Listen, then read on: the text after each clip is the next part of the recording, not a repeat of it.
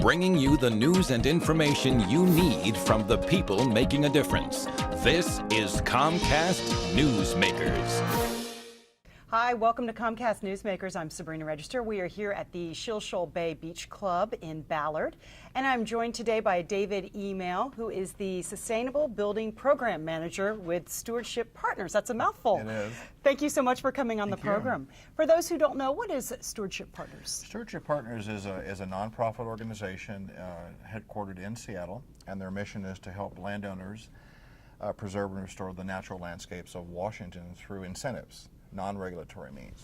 And you guys have a pretty neat program you're doing right now within Stewardship Partners, the installation of rain gardens. Right, that's part of our low-impact development program, and low-impact development is a toolbox of techniques to take care of stormwater. Stormwater is probably the most difficult pollution problem that's facing the health of Puget Sound. So whatever we can do in terms of green roofs, pervious concrete, things we can direct stormwater into the ground where it gets filtered and infiltrated back into the soil, then it's going to protect the water quality in Puget Sound. And so how does the rain garden do that? Okay, rain garden is essentially, it's a depression. We dig out the native soil and we mix it with compost. And that's an essential element in rain gardens.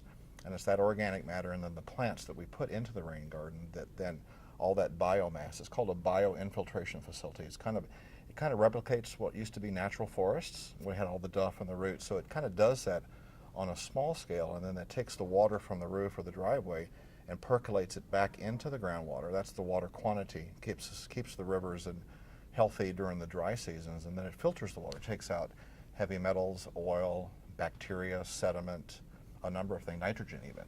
So it works as a filter system, and it sounds like also it prevents water coming too fast, because it used to be that water took days, weeks, months to filter through or to come through, and now it's just a matter of minutes. Well, if you look at a typical street, we have water washing off of the driveway that runs right off into your catch basin and then right into Puget Sound. It's not treated, and then in the summertime when you really need water because it's really dry as it is now, you would like that water to slowly go back into and recharge the stream. So all this tries to mimic a natural forest in that way. And where are these rain gardens being installed? Everywhere. We, in the last year and a half, by the end of this, like in September or October when we're done with our program this year, we'll have installed 30 rain gardens in schools, private homes, churches, just what have you. We're everywhere. And it sounds like it's also an educational experience, particularly for the schools. Are kids getting involved? They are. We just we've done this. I'm more familiar with Benjamin Franklin Day School in Fremont. We just did a rain garden there. That was probably our 4th school. And when we're done in September, we're going to do 2 more: Chloe Clark Elementary in DuPont and Roy Elementary School. So we've done a lot of schools. Now, can anyone build a rain garden? Yes. In fact, we have classes that we teach during the year, and it's a 2-hour session. We bring in homeowners and show them how easy it is to build a rain garden. They're easy and attractive to build. It doesn't cost a lot. You can actually do it yourself. There's some specific requirements. There are. You have to figure out how well your soil percolates and how large your rain garden has to be. We do that in the class, and that's a 2-hour class. And that is fee-based or free? It's free. Wonderful. Absolutely. We have grants that support us. And we're working in Pierce, Thurston, King counties, and we plan to grow more around Puget Sound.